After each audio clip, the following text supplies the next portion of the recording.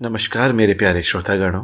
मैं कथावाचक अंकुर आज आपके सामने प्रस्तुत करने जा रहा हूँ the day the river spoke का हिंदी रूपांतरण जिस दिन नदी बोली थी, जिसकी लेखक हैं कमला नायर, चित्रांकन किया है शंकर सेन जी ने, अनुवादक हैं सुरेश उनियाल जी।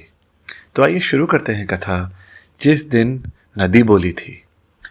जानू बांस के पेड़ के एक छेद में से सरक कर दूसरी तरफ निकल आई और धान के खेतों के बीच वाले रास्ते पर चलने लगी। दूर दूर तक जहां भी नजर जाती धान की हरी मुलायम बालियां ही दिखाई देती।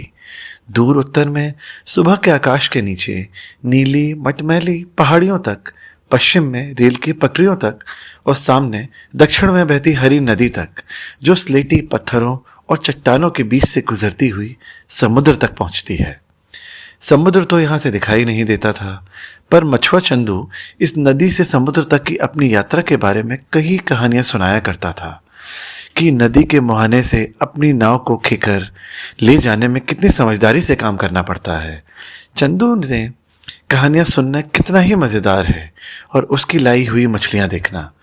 नाव को खेते हुए नदी में समुद्र से सुनहरी हरी मीन, जिससे उसके गांव के सभी लोग बहुत पसंद करते हैं, और छोटी शाक मछली जिसे पकाकर नमक लगाकर रसोई के शैतीतों से टंगे ताड़ के पत्तों की बनी टोकरियों में रखा जाता है।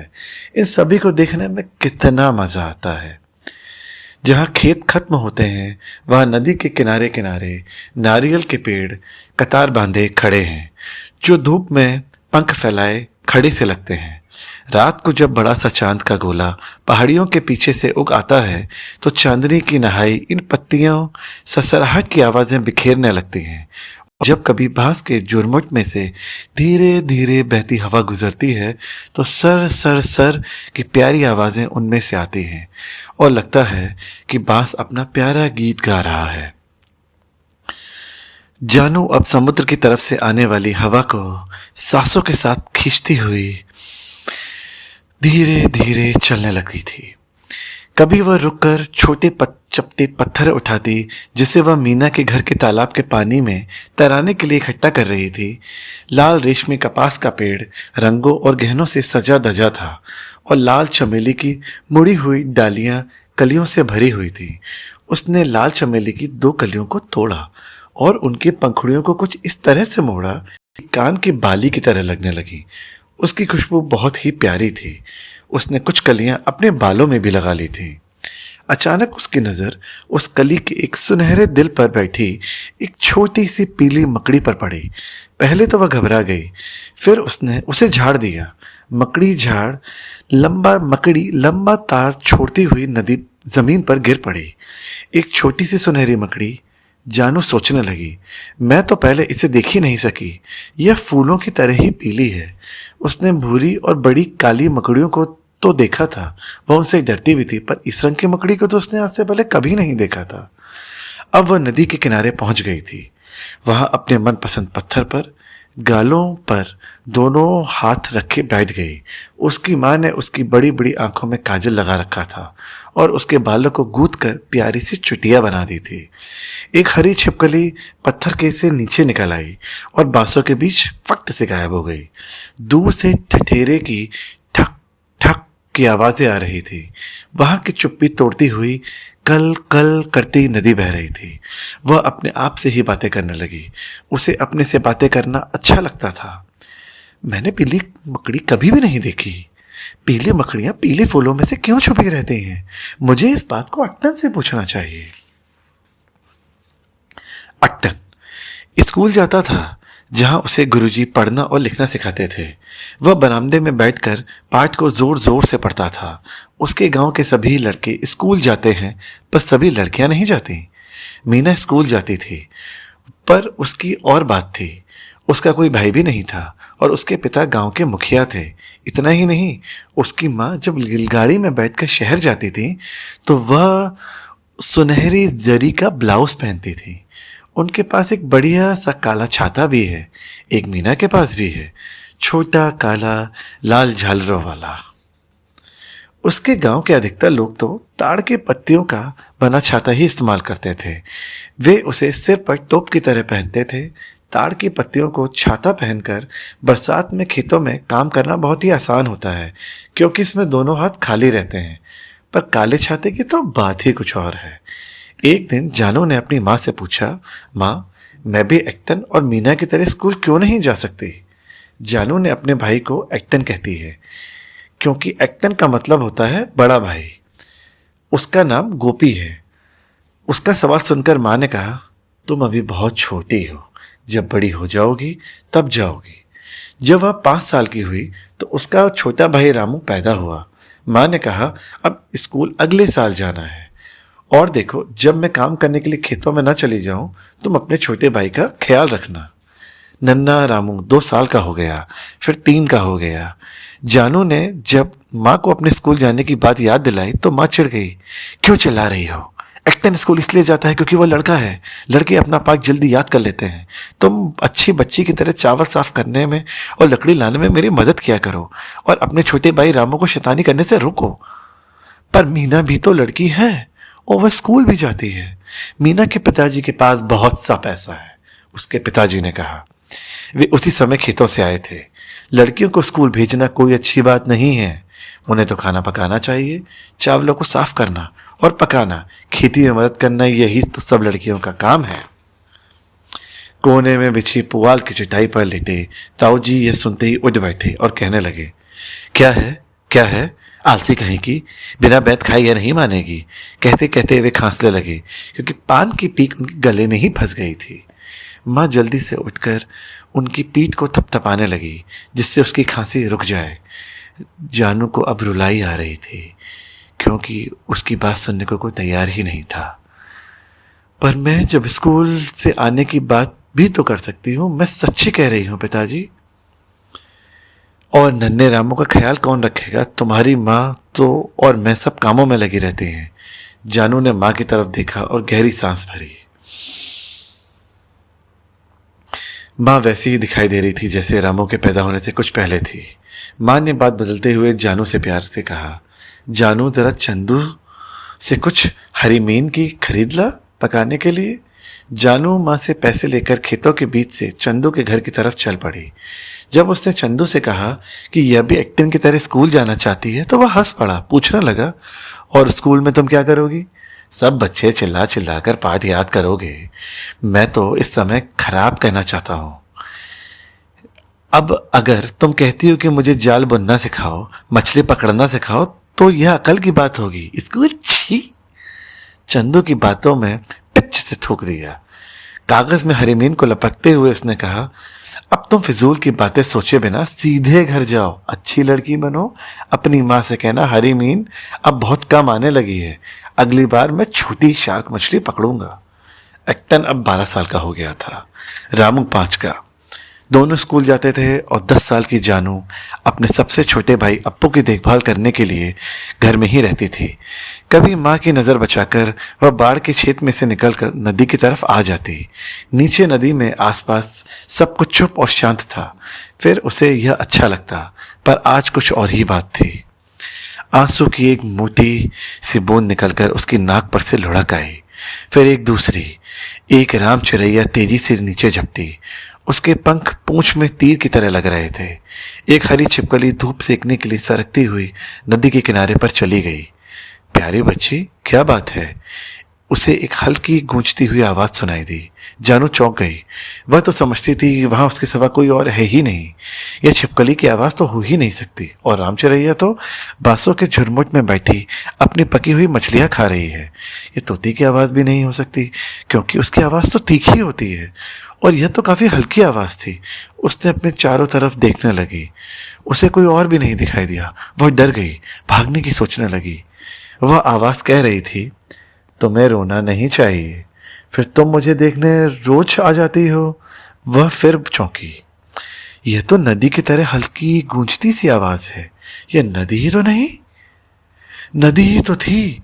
नदी कहने लगी, अच्छा मुझे बताओ, क्या तुम जानती ही हो कि मैं समुद्र के पास जाने की जल्दी है?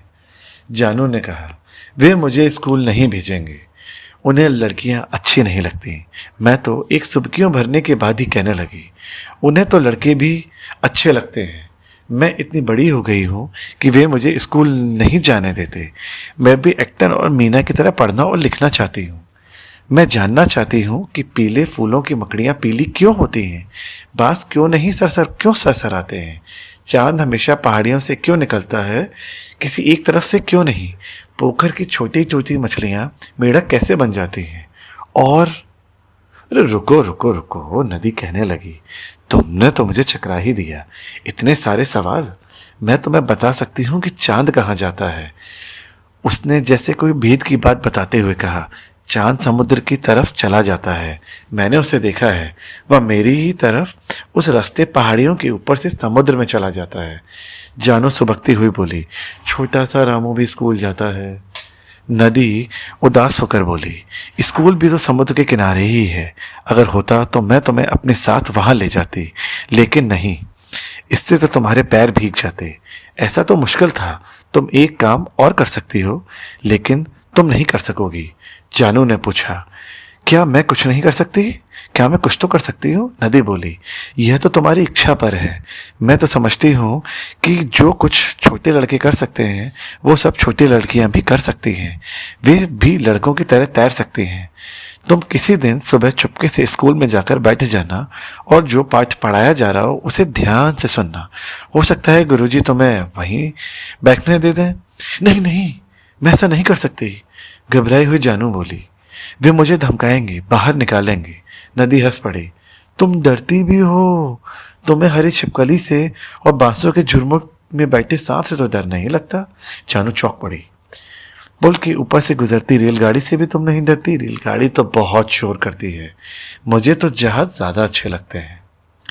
जानू सांपों से डरती ही नहीं थी, क्योंकि उसे पता ही नहीं था बांस के झुरमुट में सांप रहते हैं। उसने नदी से पूछा, जहाज क्या होते हैं? नदी बोली, बड़ी बड़ी नावें, इतनी बड़ी कि बहुत सारे आदमी उसमें बैठ सकते हैं। वे समुद्र में चलते हैं और रात भर उनमें बत्तियां जलती हैं, चमकती भी हैं। जानू सांस रोके सुन रही थी। पूछने लगी, क्या वे यहाँ भी आ जाएंगे? नदी बोली, यहाँ कैसे आएंगे? वे तो बहुत बड़े होते हैं। यहाँ तो चंदू की लकड़ी की नाव ही आ सकती है। चंदू तुम्हें किसी दिन जहाज दिखाने के लिए ले जा सकता है। रुआसी होकर जानू बोली, वे मुझे कभी नहीं जाने देंगे। हाय, मैं लड़की ही क्यों हूँ? नदी दिलासा देते हुए बोली, लेकिन पहले तुम स्कूल जाने की कोशिश करो। याद रखो, वह तुम्हारी इच्छा पर है। नदी की आवाज़ हल्की होती चली गई। अब जानी को अब सुनाई भी नहीं दे रही थी। वह अपनी आंखें मलती हुई उठ खड़ी हुई। जरूर यह कोई सपना ही होगा। जब वह उस पत्थर से उतरकर बांस के झुरमुट पर बगल से गुजरती हुई खेतों वाले रास्ते पर पहुंची तो उसे नदी की आवाज़ें याद आती रही, हल्की गूंजती हुई सी आवाज़। स्कूल तो वह आखिर चली ही गई, पर यह इतना आसान काम नहीं था। पहले तो वह अपने पिताजी के खेतों पर जाने और माँ के खाना बनाने शुरू करने का इंतज़ार करती रही। फिर उसने बालों में कंघी की, उस पर लाल रिबन बांधा। यह रिबन उसे एक बार मीना की माँ ने दिया था। ताऊजी ठंडे चावल और नमक लगे आमों का अपना सुबह का खाना खाकर सो गए थे। नन्ना अप्पू अंगूठा मुंह में दबाए चूस रहा था तथा एक्टन और रामू स्कूल चले गए थे। रामू उसी स्लेट पर लिखता था जिस पर एक्टन लिखा करता था। उन दिनों जब वह पहल स्कूल गया था तब कोई और उधर न देख रहा होता तो जानू रामू से वह स्लेट मांग लेती और उस पर चित्र बनाया करती। वह बड़ी आसानी से चंदू की नाव, बांसों का झुरमुट और स्कूल बना लेती। स्लेट पर तो चित्र बनाकर मिटाए और फिर दोबारा बनाए जा सकते हैं। उसे नन्हे अप्पू को चटाई पर लिटाया और घर की बाड़ की तरफ चल दी। तभी नन्ना अप्पू रोने लगा। वह झिझकती हुई वापस आई और अप्पू को गोद में उठा लिया। नन्हे अप्पू ने खुशी से किलकारी भरी और अपने गुदगुदे हाथों से उसके गालों को मुक्का चलाने लगे। उसने बहुत हल्की आवाज में कहा, अच्छा, मैं तुम्हें अपने साथ ही ले जाती हूँ, पर देखो वहां रोने मत लगना, नहीं तो मैं तुम्हें जंगल में फेंक दूंगी और तोते तुम्हें उठा ले जाएंगे। हाफते हाफते वह स्कूल पहुंची। दरवाजे के पीछे जाके खड़ी हो गई। गुरुजी उस समय अशोक के एक राजकुमार की कहानी पढ़ा रहे थे जो बाद में एक बहुत बड़ा राजा बना। उसे कंधे से चिपका कर अप्पू सो गया था। वह धीरे धीरे सरकती हुई पिछली पंक्ति के पास तक पहुंच गई। सभी बच्चे जमीन पर पालथी मारकर बैठे हुए थे। अप्पू बिल्कुल चुप था और वह सुन रही थी। गुरुजी सवाल पूछ रहे थे, सभी पन्ने पलट रहे थे और जवाब देने के लिए हाथ खड़े कर रहे थे। सवाल पूरा होने के बाद गुरुजी ने कहा, अब मैं तुम्हें एक मज़ेदार खबर सुनाता हूँ। हम लोग अगले सप्ताह रेलगाड़ी से कोझीकोड जाएंगे। वहाँ हम टाइलों का कारखाना और बड़े बड़े बाजार देखने को मिलेंगे। वहाँ से मैं तुम लोगों को समुद्र और लाइट हाउस भी दिखाऊंगा। कक्षा के सभी बच्चे खुशी से चिल्लाने लगे। एक जुलाहे के लड़के कुट्टी ने पूछा, गुरुजी, लाइट हाउस वो क्या होता है? यह पेंसिल के आकार की एक बहुत बड़ी मीनार होती है जिसके ऊपरी सिरे से समुद्र में चारों ओर दूर दूर तक तेज रोशनी डाली जाती है ताकि जहाज बिना किसी खतरे के आ जा सके। नानू ने पूछा, गुरुजी, जहाज यह नाव की तरह होता है क्या? नानू अपनी माँ के साथ जंगल के किनारे पर रहता था। उसे स्कूल जाने के लिए रोज 2 मील पैदल चलना पड़ता था। गुरुजी ने कक्षा से पूछा, नानू के सवाल का जवाब कौन देखा?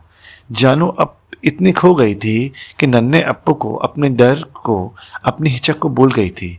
एकदम कह उठी, जहाज तो नाव से बहुत बहुत बड़ा होता है, इतना बड़ा कि उसके अंदर बहुत सारे लोग बैठ सकते हैं। और वह चुप हो गई। सभी की आंखें उस पर और नन्हे अप्पू पर उठ गईं। जानू ने एकदम खड़े हो जाने से अप्पू की नींद भी खुल गई। वह रोने लगा। जानू घबरा गई। गुरुजी ने पूछा, लड़की, तुम कहाँ से आई हो? तुम्हारा नाम क्या है? तुम मेरी कक्षा में इससे पहले तो कभी नहीं आई। और क्या मैंने तुम सबसे यह नहीं कहा था कि अपने छोटी भाई बहनों को यहाँ मत लाया करो? यह किसका बच्चा है? इसे यहाँ कौन ले आया है? जवाब दो। गुरुजी चश्मा गिरते गिरते बचा। कक्षा के सभी बच्चे गर्दन हिलाते और आपस में फुसफुसाने लगे। जानू का निचला होठ जरा कांपा। मेरा नाम जानू है गुरुजी। यह मेरा छोटा भाई है। मैंने इसे जानबूझ के नहीं रुलाया। मैं तो यह गोपी की बहन है। गोपी बगल वाली कक्षा में पढ़ता है, एक लड़के ने कहा।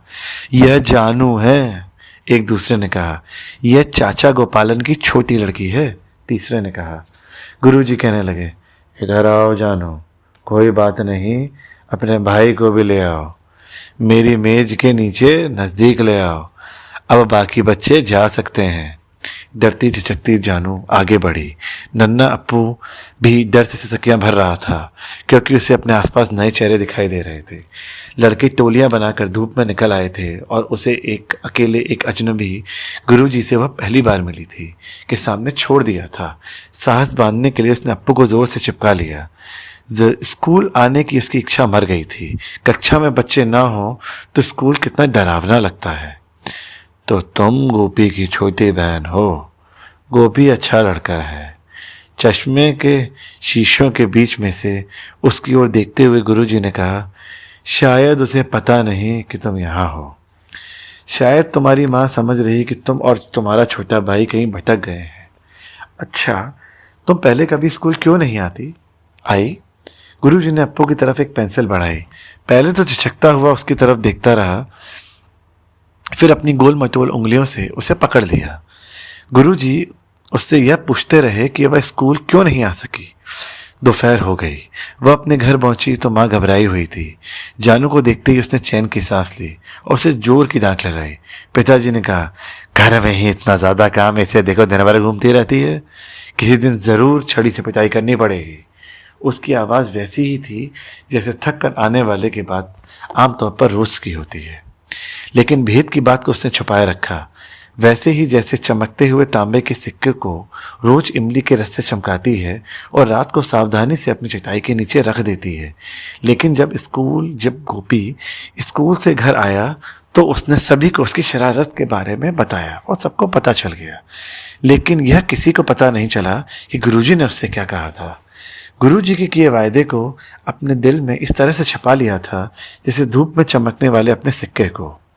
गुरुजी ने कहा था, जानू, यदि तुम सचमुच मेरे स्कूल में आना चाहती हो तो मैं इस बारे में तुम्हारे पिताजी से बात करूंगा। तुम चिंता मत करो, हम ज़रूर कोई ना कोई तरीका खोज लेंगे। उसकी यह कहानी सुनकर मीना हंसने लगी। मीना खूब हंसती थी और हंसते हुए उसके गालों पर गड्ढे पड़ जाते थे। मीना ने बताया कि सारे गांव को पता चल गया है कि जानू किस तरह से स्कूल चली गई थी, और मीना के पिताजी का विचार था इतनी लगन तो लड़कों में भी नहीं होती। मीना की माँ ने कहा, उसे ज़रा बड़ी तो होने दो, वह इस जगह को हिला कर रख देगी, इसमें तो मुझे कोई शक नहीं है। यह सब बताने के बाद मीना ने कहा था, और आओ थोड़ा सा तैरे, देखें किनारे तक कौन पहुंचता है। उसने जानू को पानी में खींच लिया और फिर तेजी से तैरती हुई नदी के किनारे पहुंची और फिर वापस आ गई। अपने भीगे बालों को झटकते हुए मीना ने कहा, स्कूल बड़ी मज़ेदार जगह है, तुम ज़रूर पसंद करोगी, और मुझे आशा है कि तुम्हारे पिताजी भी तुम्हें स्कूल ज़रूर जाने देंगे। मेरे पिताजी कहते हैं कि अगर सचमुच मेहनत से पढ़ाई करो और खूब आगे बढ़ो तो आज आ सकती हो हाई स्कूल तक। और हाई स्कूल के बाद? जानू ने पूछा। वैसे तो उसे तो यह भी नहीं पता कि हाई स्कूल होता क्या है, पर मीना को भी उसके सवाल का जवाब पता नहीं था। दूसरे दिन शाम को जब जानू लालटेन जला रही थी, तभी उसने गुरुजी को अपने घर की तरफ आते हुए देखा। लालटेन जलाकर वह उसे बरामदे की ओर ले आई और आले में रख दिया, जिससे उसकी टिमटिमाती रोशनी घर भर को प्रकाशित कर सके। ताऊजी तुलसी के चौरे के सामने बैठकर पूजा कर रहे थे। एक्टम और रामू उसके पास बैठे थे। रामू भी बीच बीच में जोर से कुछ बोलता जा रहा था। जानू की भी पूजा करने की बहुत इच्छा हो रही थी, ताऊजी के साथ मिलकर आरती करने की भी, पर डर के मारे वह अपने ही मन आरती कर रही थी, हल्की आवाज़ में छोटी सी आरती। उसे विश्वास था कि भगवान उसकी आरती ज़रूर सुनेंगे। अंदर वह देख रही थी कि पिताजी उसी तरह अपने गाल खुजा रहे थे जैसे चिंतित होने पर खुजाते थे। गुरुजी गर्दन हिलाते हुए कुछ कह रहे थे जिसे वह सुन नहीं पा रही थी। फिर गुरुजी ने पिताजी को पान की पत्ती और तंबाकू दिया, जिन्हें मुंह में रखकर वे चबाने लगे, और बाद में गुरुजी को बांस की बाड़ तक छोड़ आए। तब माँ ने कहा था, जानू बेटी, जब तू स्कूल चली जाएगी तब मुझे तेरी बहुत याद आएगी। लोग कहते हैं कि लड़कियों को भी लड़कों की तरह ही पढ़ना चाहिए।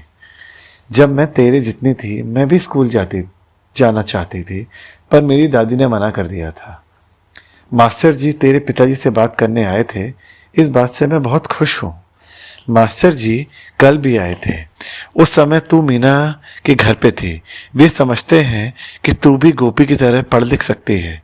मैं चाहती हूँ कि गोपी खूब पढ़े, परीक्षाएं पास करे और बाद में मीना के चाचा जी की तरह एक बहुत बड़े दफ्तर में काम करे, जो आजकल दिल्ली नाम की एक जगह में है। यहाँ से रेल से दिल्ली पहुँचने में 3 दिन लगते हैं।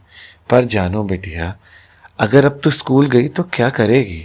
अपना नाम लिखना सीख जाएगी और अधिक से अधिक मीना की माँ की तरह एक बड़ी सी मशीन पर कपड़े सी लेगी। यह सब सोचना बेकार है। ठीक है, अगर तूने स्कूल जाने का पक्का इरादा कर ही लिया है तो तेरे रास्ते में कोई रोक नहीं लगनी चाहिए। और उन्होंने नन्हे अप्पू को एक प्यारा सा गीत सुनाया। प्यारी कोमल प्यारी चिड़िया, गर्मी बीती आयो बरखा, परवैया भी साथ चली, झमझम बरखा भली भली, दाना दुनका खा ले तू, अपना घर बना ले तू। माँ कहकर जानू दौड़ी और माँ के गले में बाहें डालकर उनसे लिपट गई और कस के अपने गर्दन को चिपका लिया। कहने लगी, जब मैं बड़ी हो जाऊंगी तो मैं भी मास्टरनी बनूंगी। अपने गांव के घर में जाकर छोटी बच्चियों को अपने स्कूल में लाने के लिए कहूँगी और मैं उन्हें वह सब पढ़ाऊँगी और पढ़ूँगी, तुम देख लेना माँ। और अगले दिन सुबह स्कूल से पहले वह खेतों के बीच वाले उसी रास्ते पर चलती हुई नदी के किनारे पहुंची और उसी प्रिय पत्थर पर उछल कर चढ़ी और बैठ गई। उसके बालों पर लाल रिबन बंधा हुआ था और एक पीला फूल लगा हुआ था। मैंने करके दिखा दिया, उसने नदी से कहा। मैं तो डर रही थी फिर भी स्कूल गई। अब वे मुझे स्कूल भेज रहे हैं, मैं वहाँ जाकर अपना नाम लिखना और सवाल करना चाहूँगी और यह भी पता लगाऊंगी कि चावल के खेतों की छोटी छोटी मछलियाँ कैसे मेढक बन जाती हैं, और लाइट हाउस भी दिखूंगी। एक दिन जहाज देखने भी जाऊंगी, उसने गर्दन हिलाते हुए नदी से कहा। गोल मटोल सलेटी पत्थरों के बीच से गुजरती हुई नदी की हरी धारा बांस और नारियल के पेड़ों को छूती हुई बहती रही। जानू ने अपने बालों में से चमेली की एक कली निकाली और नदी की धारा में फेंकते हुए कहा, प्यारी नदी, इसे समुद्र तक ले जाओ। जल्दी करो, जल्दी, नहीं तो तुम वहां तक कभी नहीं पहुंच पाओगी। कहने के बाद वह वापस चली पड़ी। एक दो कदम रुककर मुड़ी और पीछे मुड़ के देखा। सफ़ेद और पीली काली पानी की धारा के साथ नीचे की ओर बह रही थी। अब उसे विश्वास हो गया था, उस दिन नदी को उसने सपने में ही बोलते देखा था, पर इस समय तो वह बिल्कुल सचमुच स्कूल जा रही थी। उसके बालों पर लाल रिबन बंधा हुआ था और वह सपना नहीं था, और वह लंबे हरे खेतों के बीच दौड़ पड़ी। तभी उसे लगा कि नदी की हल्की फुसफुसाहट सुनाई दी है, प्यारी बेटिया, फिर आना, तब मैं तुम्हें जहाज़ों और समुद्र को पार करने के बारे में बताऊंगी। ऐसा लग रहा था जैसे नदी बोल रही है, वह यह जानती है कि यह तो चावल के खेतों से बहती हुई पुरवैया का संगीत है। नमस्कार।